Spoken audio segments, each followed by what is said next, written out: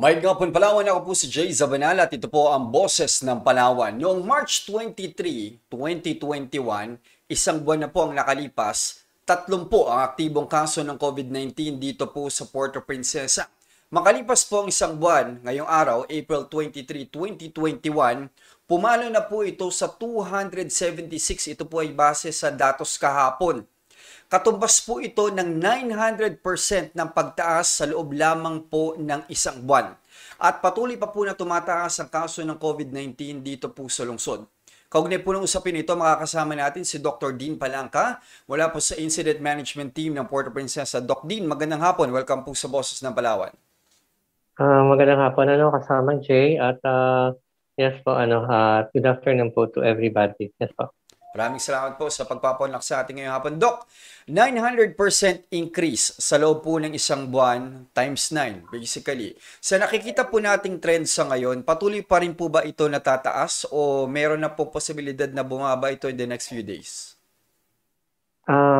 Hindi ko pa siya nakikita, kasama Jay. Actually, kahapon, nasa almost 40 ang positive natin sa antigen test yun. So kung titingnan mo, sumatuta sa 40 na yun, mga nasa 35 ang magpa-positive niyan sa RT-PCR na swab test ng COVID.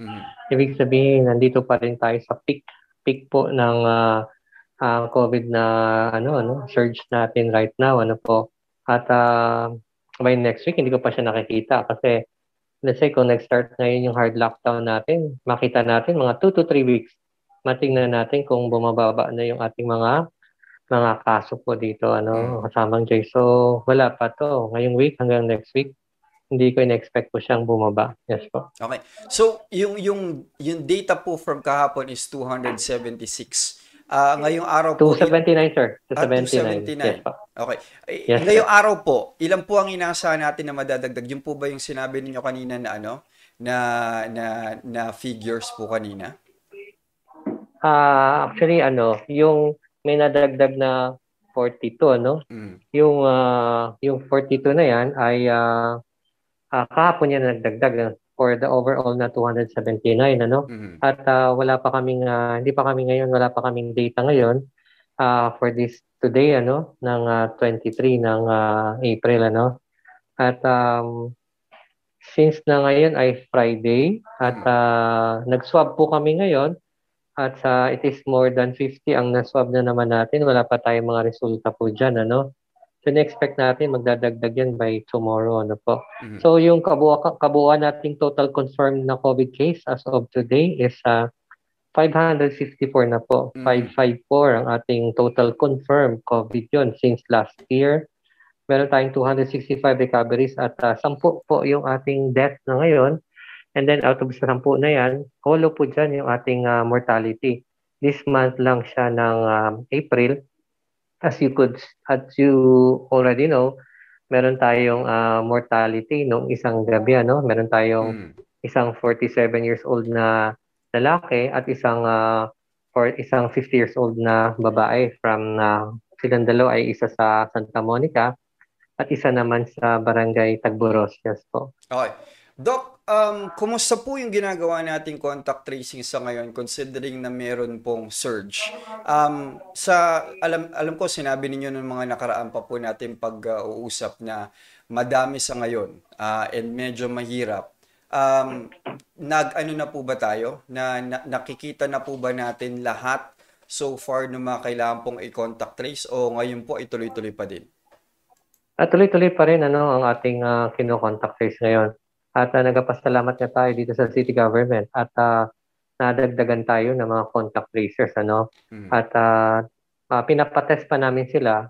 Yung iba, bukas ang testing nila sa antigen test bago natin maisama dito sa IMT office, Pero sa kabuuan is 40 na contact tracers ang i-deploy namin sa ating contact tracing team para umabot sa humigit kumulang na 60 ang magko-contact trace. Gagawin niyang tatlong shifting yan, parang 20-20-20 every 8 hours, merong mag-duty, as magko-contact trace hanggang gabi, hanggang madaling araw po yan, So makakabawas yan ng konti sa tagal ng kung sino-sino mga close contact at makakarating na tayo kasi may mga cases kami na minsan hanggang first generation na lang kami, hindi namin magawa kasi nagtambak yung mga nagpa-positive sa antigen o dito sa ating mga rapid test o sa confirmed cases, ano po. So, ditong mga additional nating contact tracers ay makakabawas ng ating mga yung isang hirap na hindi mo matapos-tapos yung isang case na to, isang index case, isang pamilya, at mapapabilisan natin yung contact tracing natin sa isang nagpa-positive na naman po, ano. So maliban po diyan na kasamang Jay, may mga additional po tayong i-deploy, ano, na mga COVID police. Mhm. O hindi po yung police, ano, parang sabi mo na rin mga COVID marshal yon na dito na sa i-deploy ito sa ground, ano, para gawin talaga at ipatupad po talaga yung mga naatasang pagpapatupad ng mga minimum public health standard, at sila po ay shouldered, ibig sabihin may salary po mga yan. So inaasahan namin na iba yung pagtatrabaho po yung gagawin nila. Sinabi ko na nga rin na pag makulit po yung isang establishment, warningan natin pag hindi sumunod, bigyan natin ng sanction na kaagad, Mhm. ano. So kasama ang mababantayan dyan yung ating mga talipapa, yung ating mga public market, ano, so mga things na yan, yung mga tindahan sa public market, ipatupad po yun kasi kung hindi, sabi ko, bigyan natin ng sanction, Mhm. pasaran natin ng mga ilang araw yung tindahan niya Mhm. pag hindi sumusunod sa mga things na yan kasi hindi natin nagagawa yun dati. Pero ngayon, ayokong paligtasin yan, Mhm. ano. So, yung mga things na yan, hindi dapat ito yung isa sa mga makakatulong din hopefully sa ating mga respond dito sa atin sa Puerto Princesa City. So maliban pa dyan, yung meron na rin tayong unti-unting dinadagdag na mga nurses at saka mga Okay. nursing assistant, ano, sa ating mga facilities. Kasi alam natin na puno talaga yung ating quarantine facility at ang ating COVID isolation facility. So yung may mga rooms dyan na dinagdagan na lang natin ng bed kasi kailangan ipagkasya po sila doon. Mhm. Kung sila naman ay mga magkakamag-anak o magkakakilala po talaga, no.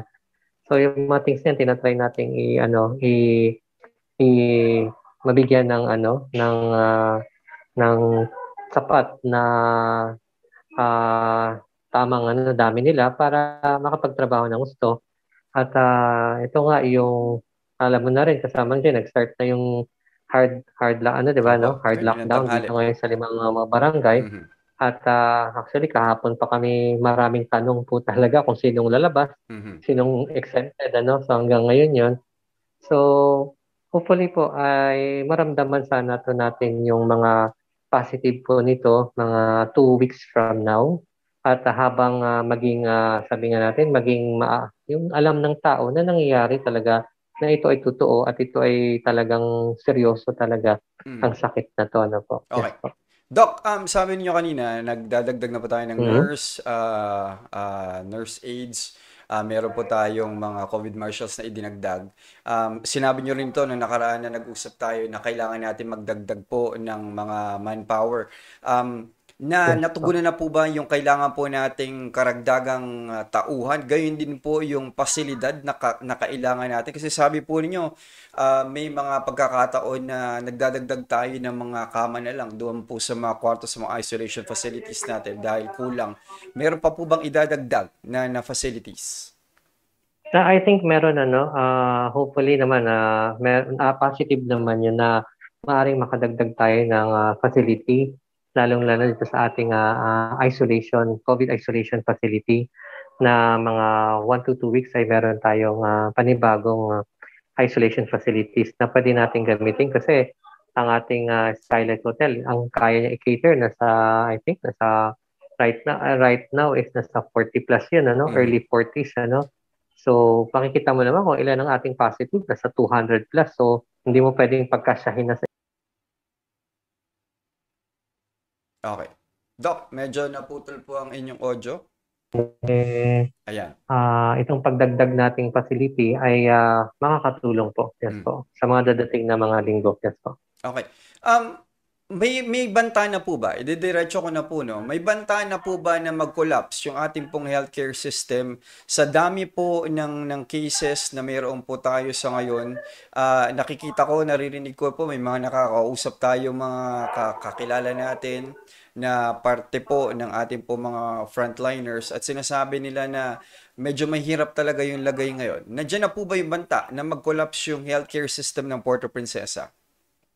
Sa ngayon hindi pa naman ano, hindi pa Okay. naman yung collapse ano. Pero sabi natin kung sa ano tali nasasagad mo na Mm. si tali ano, yung kanyang paghila ano. So on the verge siya na talagang na-extend mo na siya talaga ano po. Mm. Yung ating mga health system capacity, health system na mga health systems natin ay yung capacity niya talagang to the max mo na siyang Mm. ginagamit ano. So, kaya nga tayo ngayon naghingi ng mga ibang tulong. Dito sa amin yon. Mm. Pero pagdating po sa hospital, nagdagdag na rin yan ng mga bed capacity. Pero ang magiging problema mo niyan, kung marami pa rin yung taong nagkakasakit, yun ang mas magiging malaking problema. No po? Alam natin na hindi naman na basta-basta pwedeng makalagay ng maraming personnel sa isang hospital kasi meron din sila mga mandatos ng mga requirements po sila. So, nakikita namin na nagdagdag na ng mga rooms, mga isolations. Pero po, napupuno pa rin po yun Mm. kasamang Jay, ano? Napupuno pa rin. Kaya nga, minsan kahit mag-refer kami ng pasyente dito sa hospital, minsan kailangan mo maghintay. Nag-refer ka sa umaga, kailangan mo hintayin hanggang mga gabi pa bago mo Mm. mapapapasok ng isang pasyente. Kasi meron pang mas serious at mas medyo delikado na kinikater sila dun sa mga isolation beds na ginagamit nila. So kung stable na yung pasyente, ililipat siya dito sa isang isolation na area. So bago lang it's your turn para bago mo lang mapapapasok itong pasyente mo, no? Mm. So yun ang medyo hirap po tayo sa mga things po na yan, ano? Naintindihan na natin kasi puno din po, napupunuan po talaga ang mga isolation rooms po ng ating, particularly dito sa hospital po ng Palawan. Ngayon, kahit sabihin mo, edi magdagdag kayo ng 50 rooms, di ba? Madali pong sabihin yan. Ang tanong, sino mag-aalaga, di ba? Mm. Sinong personnel mag-aalaga? Madaling magdagdag ng rooms, madaling magdagdag ng isolation, pero kung walang magbabantay, parang walang ano, mas mabuting doon na lang siya sa ating facility Mm. na makikita kahit papaano, no?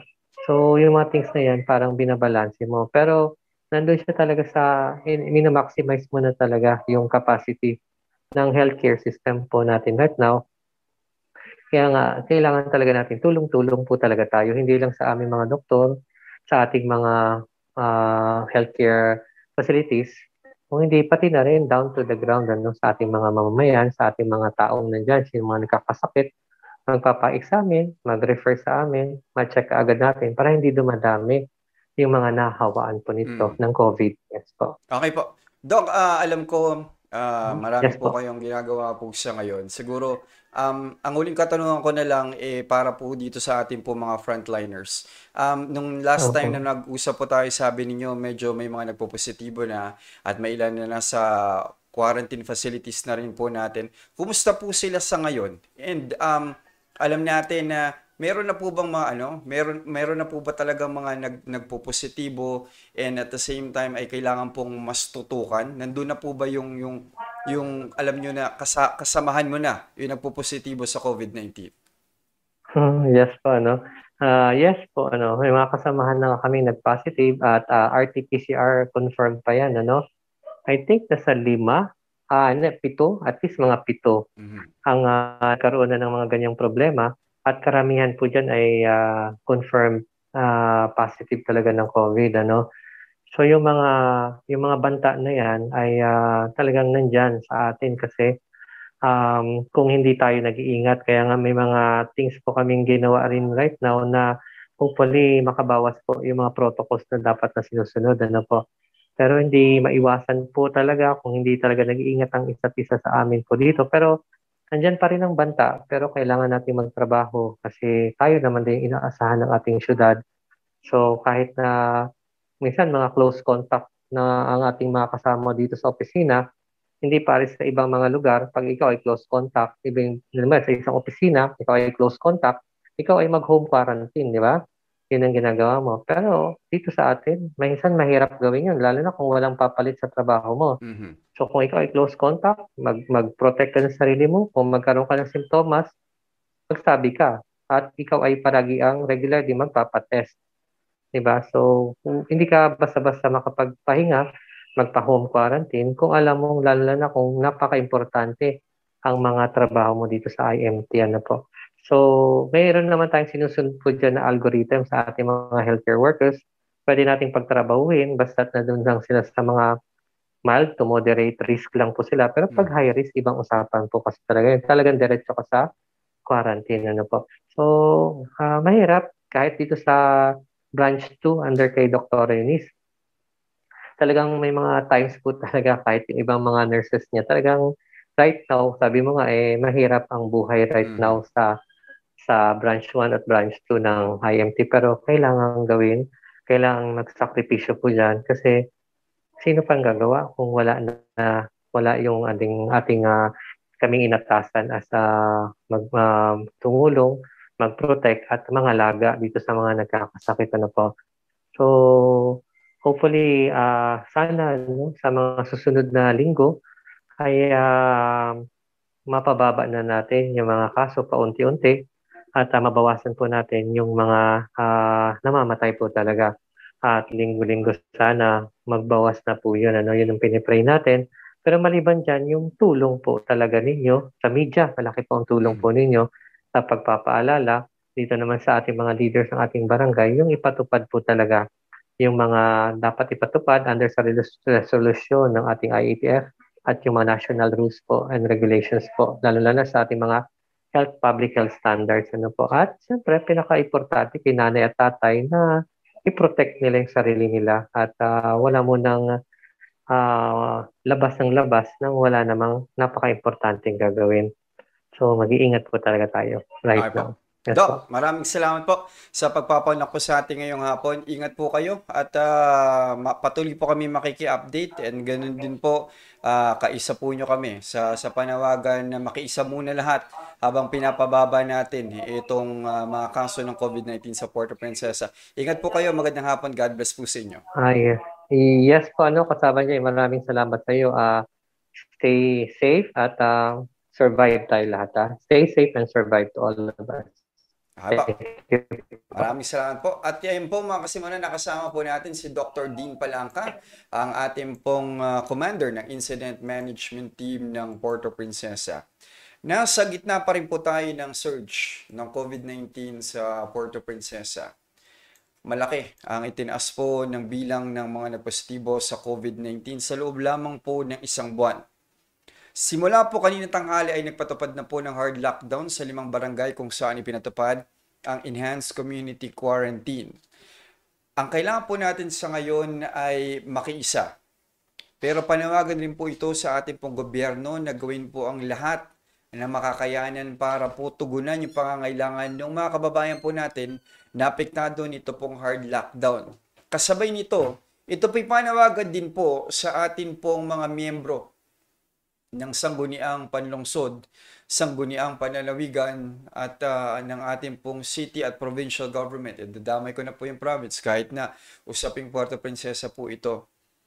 Tandaan po ninyo ito pong mga araw na ito. Ito pong nakalipas na taon na ito. Ito pong mga susunod po na araw, susunod na linggo, susunod na buwan. Tandaan po ninyo lahat po ng mga frontliners natin na naging kaisa ng laban po na ito. Sila po na ibinuwis ang kanila pong mga buhay. Isinusugal. Ito po kanilang mga buhay araw-araw para masiguro na mapigilan yung pagkalat po ng COVID-19. Huwag po natin silang kakalimutan. Ulitin ko po yan. Huwag po natin silang kakalimutan. Itatak natin, tandaan po natin, lahat po ng mga pangalan po nila. At pag nakalampas po tayo dito po sa pandemyang ito, bigyan po natin sila ng pagkilala bilang mga bayani para po sa atin pong bayan. Dahil hindi biro ito pong ginagawa nila. Hindi biro na isang taon silang nakipaglaban, nagsiguro na hindi mapapasok ng COVID-19 ng Puerto Princesa. At sa isang iglap dahil po sa dalawang resolusyon, ito una yung resolusyon na nagsabi na hindi na kailangan ng mga government appor na sumailalim sa quarantine. Tapos dagdagan pa ng Reso 101 kung saan sinabi na hindi na required ang RT-PCR at hindi na required ang quarantine sa lahat ng mga mamamayan na babiyahe, sa lahat ng inbound passengers. Dahil po dito, dumami po yung mga kaso na meron po tayo. Sabi ni Doc Dean, hindi pa naman tayo nasa collapse o wala pa yung banta ng pag-collapse ng ating healthcare system. At ako nakikiisa sa pagdadasal na hindi po umabot doon. Pero sabi niya nga, sagad na. Nasa dulo na tayo. Sagad na itong ating healthcare system. Punuan na. Kaya dapat po tayong lahat makiisa. Sa ating po mga mamamayan na alam ko nakakapagod.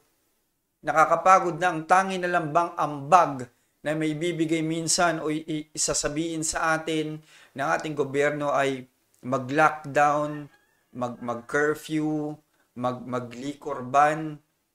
Pero sa ngayon, yun po ang magagawa natin dahil wala pa po yung bakuna. Kulang pa po yung bakuna. Ang magagawa po natin sa ngayon, marami sa ating mga kababayan, nagbabayad na nga ng buwis, nagsimula pa po ng mga community pantry. Sa ngayon po, sa kasalukuyang kalagayan natin, lahat po tayo ay kaisa dito po sa laban po na ito. So kung ang hinihiling sa atin ng gobyerno ay pumirmi muna, wag po muna gumalaw, yun po muna ang gawin po natin. Pero wag po kayong tatahimik sa mga pangangailangan po ninyo. Dahil sa gitna po ng laban na ito, dapat nangunguna yung gobyerno para po masiguro na naibibigay po yung mga pangangailangan po ng ating po mga kababayan. At sa ating po mga frontliners, mga sir, mga ma'am, ako po talaga saludo sa inyo lalo na po sa panahon po na ito. Huwag po kayong panghinaan ng loob. Kung kailangan po magpahinga po kayo. Pero tatandaan po ninyo. Ako ay isa lamang po mamamayan. Pero buong buhay ko pong tatanawin. Ito pong kabayanihan po ninyo. Buong buhay ko pong tatandaan. Ito pong kabayanihan po ninyo. At hihingin ko po, pag natapos po itong pandemya ito, yung listahan po ng lahat po ng ating mga frontliners. At ako po, kung maaari ay personal ko po kayong pasasalamatan sa inyo pong kabayanihan.